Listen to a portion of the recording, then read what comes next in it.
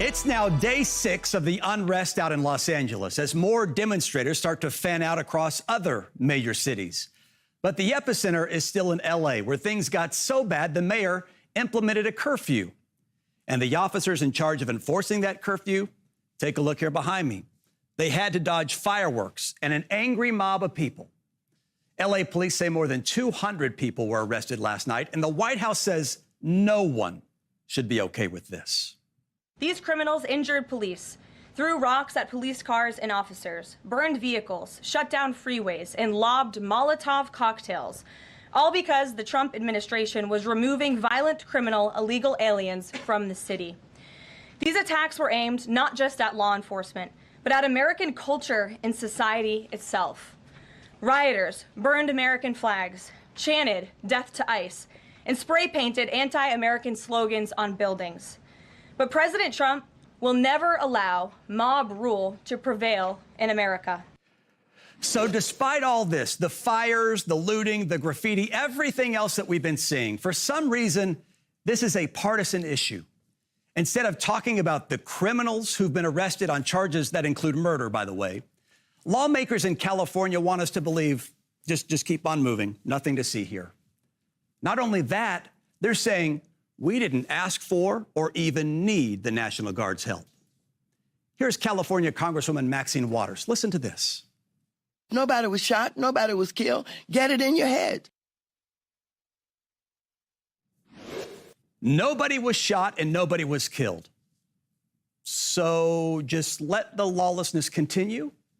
Are we waiting for someone to get shot or die, or should we work to prevent that from happening? Come on. Let's let the Congresswoman continue. Don't think that somehow, because they called out the National Guard, there was violence. There was no violence. What? Seriously? What do you call this behind me? Car set on fire, looting, rocks thrown at officers? How do you define violence? Because it sure sounds like violence to me. Oh, and the Congresswoman, she's not done yet. Listen to this. I was on the street, I know, and I went from downtown detention back out into the community, talking to people what happened in Paramount, what happened in Compton, what happened in Inglewood. So, first of all, get it straight, and don't just rely on what you're being told or the few incidents that you saw. So in one sentence, we went from no violence to a few incidents. And she says, don't rely on what you're being told. Fair. But tell me what you see. Well, it still looks like violence to me. Everyone should call this violence. Would you call police if you saw that in your neighborhood? Of course you would. After watching these same images, Dr. Phil put it like this. Listen. This is being characterized as what you're seeing in the streets, the riots, the burning of the cars, the throwing of the rocks at the federal agents. This is being characterized as resistance, and enforcing of the law is being characterized as oppression. Now, come on, this is not in the best interest of America. What are we, dummies? Of course we're not dummies. You're not a dummy. You can see it. I mean, just think about this. If local authorities have everything under control and if things aren't violent, why are people being arrested? Just today, in fact, charges were brought against 2 people accused of throwing Molotov cocktails at law enforcement officers. Listen to this. The defendants charged in the complaints are accused of throwing Molotov cocktails at police officers and sheriff deputies. The escalation of violence by these rioters poses a serious threat to our agents and the safety of the public. Throwing rocks, explosives, assaulting agents, and committing other acts of violence are extremely dangerous and will not be tolerated. Again, more demonstrations are now popping up all around the country, from New York to Chicago, Atlanta to D.C. Texas is saying, hey, you can protest, but you're going to obey the law. And to make sure of that, Governor Greg Abbott is sending Texas National Guard troops into areas where protests are planned to actually get ahead of potential problems. Look, can we agree on something? That violence and destruction is never okay, regardless of your political affiliation? Can't we agree on that? Remember, this all started after ICE agents did their job. That's it. But now people can't even get to their jobs because demonstrators feel like it's okay to block traffic. Watch this. But I have a kid. If I don't, and these people are having their children taken and they're playing. What about my kid? I need to get a job. Look at this. Then what happens to my kid? I can't help you. But you can if you could just move out the way. You're not going to. How is this a peaceful protest if there's nothing to do? No, it's not. How do you as white people feel about stopping a black woman from going to work? Oh, no, not work. That was in New York. That lady got out of her car to ask, how is this a peaceful protest? Can I just get by so I can go to work and take care of my kid? Nope. And she was mocked for that. Oh, no, not work. Come on. In California, instead of focusing on restoring order, Governor Newsom is pointing more blame at Donald Trump. Listen. Donald Trump, without consulting California law enforcement leaders, commandeered 2,000 of our state's National Guard members to deploy on our streets, illegally and for no reason. This brazen abuse of power by a sitting president inflamed a combustible situation, putting our people, our officers, and even our National Guard at risk. That's when the downward spiral began.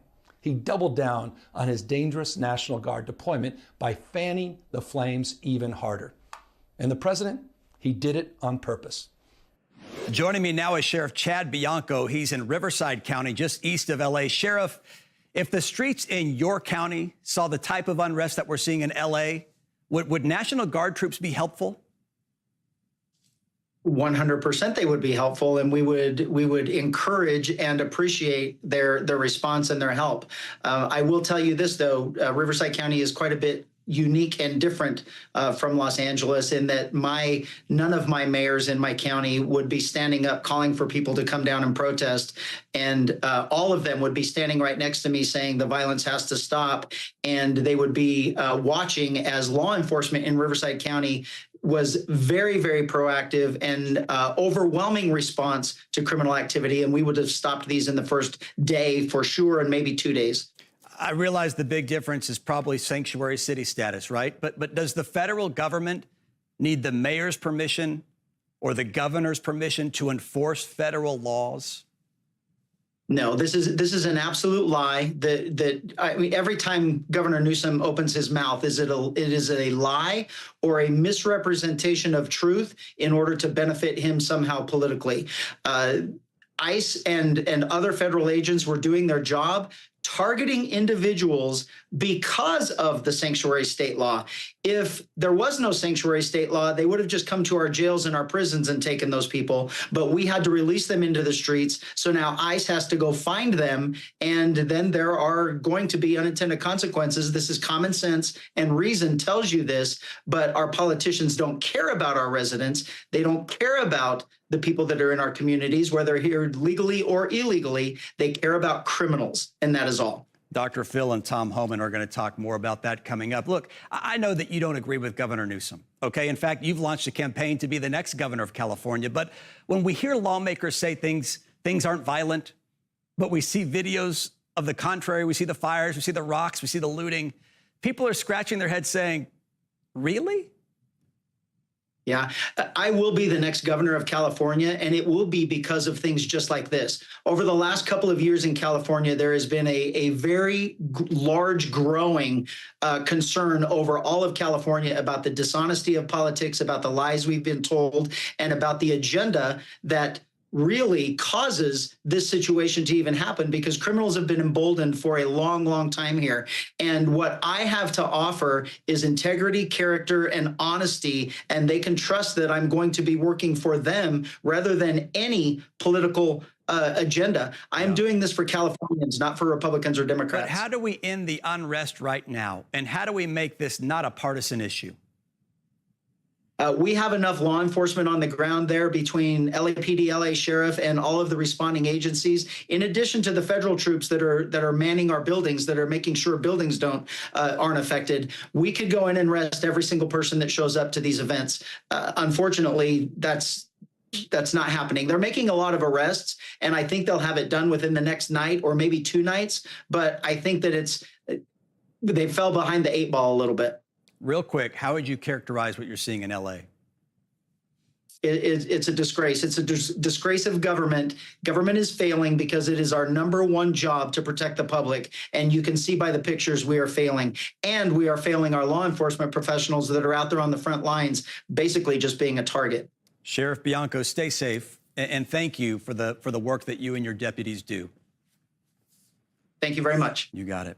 Tonight, on a brand new episode of Dr. Phil Primetime, we'll hear from Border Czar Tom Homan. Remember, Dr. Phil was with Homan in LA as law enforcement raided the business that sparked these riots. Watch.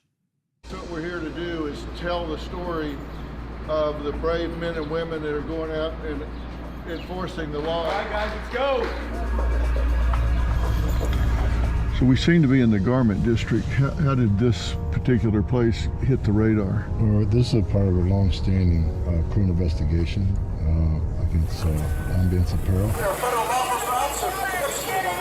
It involves money laundering, customs fraud, and tax evasion. This company undervalued imports for over $80 million, and they've not paid over $17 million in tariffs. That's the allegations. This is a part of a large criminal conspiracy. About half the workers here are in the country illegally. So you got illegal employment, you got customs fraud, you got money laundering, you got tax evasion, and it's a part of a huge criminal investigation. And another thing we may find here, which we find in many places, beyond the criminal stuff, we may find victims of forced labor.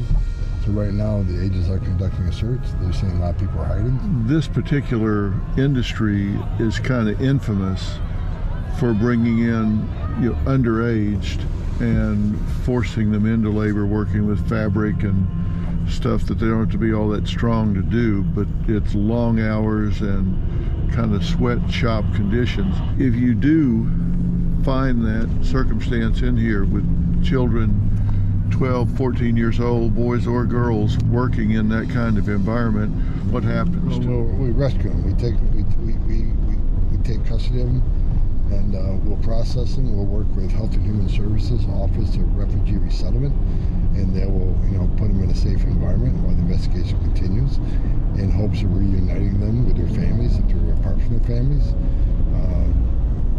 ICE doesn't keep children in custody by law. We can only hold for up to 72 hours. We don't have the facilities to do that. So we much rather process quickly, humanely, and put them in custody of ORR. Right now, while we're doing this operation, there's going to be people raising hell, screaming and yelling. Get out of our city! They don't understand the whole ugly underbelly of what we're doing. Yeah. We're saving lives. We're protecting people. This is based on a serious criminal investigation. This is the way we operate, and people need to know that. I wish the people who have these cameras, who protest ICE, who calls them all these names and come out and force against ICE agents out there doing the job, I wish they just understand what they're doing and all the information that caused this action to take place. They don't understand the rescue aspect of this, because if you don't walk in there and give them an ear, give them a chance to tell what's happening to them, they could be stuck there for years. Absolutely, absolutely. And this is essentially a slave industry that has been created by the cartels in the United States. So it's operating here, and everybody fights against slavery, but then they're actually supporting a slave operation. You won't see that part of the story anywhere else. And you can catch that brand new episode of Dr. Phil Primetime at the top of the hour, right after our newscast.